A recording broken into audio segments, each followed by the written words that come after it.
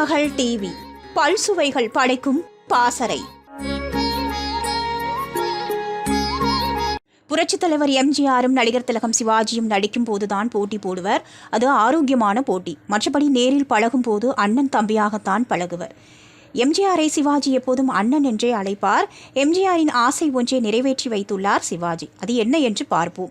எம்ஜிஆருக்கு பிடித்த தியேட்டர் சென்னை சாந்தி. ஒருமுறை சென்னையில் உள்ள பிரபல தியேட்டர் ஒன்றின் திறப்பு விழாவில் கலந்து கொண்டு எம்ஜிஆர் இப்படி பேசினார். அப்போது எம்ஜிஆர் முதல்வராக இருந்தார். சாந்தி தியேட்டரை போல தான் பிறந்த ஊரிலும் தம்பி சிவாஜி கணேசன் ஒரு தியேட்டர் கட்ட வேண்டும் என்று அன்புடன் கேட்டுக்கொண்டாராம். கண்டிப்பாக அண்ணனின் ஆசையை நிறைவேற்றுகிறேன் என்று சிவாஜி அதே மேடையில் சொன்னாராம்.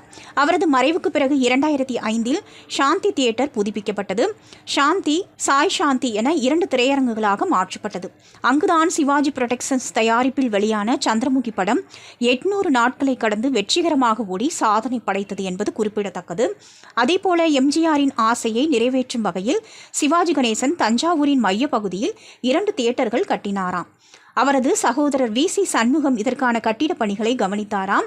ஒரு தியேட்டருக்கு சாந்தி என்று தனது மகளின் பெயரையும், மற்றொரு தியேட்டருக்கு கமலா என்று அவரது மனைவியின் பெயரையும் வைத்தாராம். 2மே AC தியேட்டர்கள். ஆனால் தியேட்டர்கள் கட்டி பல நாட்கள் ஆகியும் அவற்றிற்கு உரிமம் வழங்காததால் மாவட்ட நிர்வாகம் இழுத்தடித்ததாம். இது எம்ஜிஆருக்கு தெரியவர உடனடியாக மாவட்ட ஆட்சியர் தியேட்டரை திறப்பதற்கான அனுமதி சான்றுடன் நேரில் வந்து சிவாஜியின் சகோதரரை சந்தித்து கொடுத்தாராம்.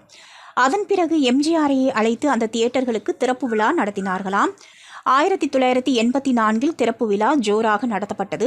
அங்கு சிவாஜி மற்றும் பிற நடிகர்களின் படங்கள் திரையிடப்பட்டு வருமானத்தை பெற்றாராம். சிவாஜியின் சொந்த ஊர் தஞ்சாவூர் அருகில் உள்ள சூரக்கோட்டை என்பது குறிப்பிடத்தக்கது. திருமகள் டிவியை லைக் செய்து உங்கள் நண்பர்களுக்கும் ஷேர் செய்வதுடன் சப்ஸ்கிரைப் செய்து ஆதரவு தாருங்கள்.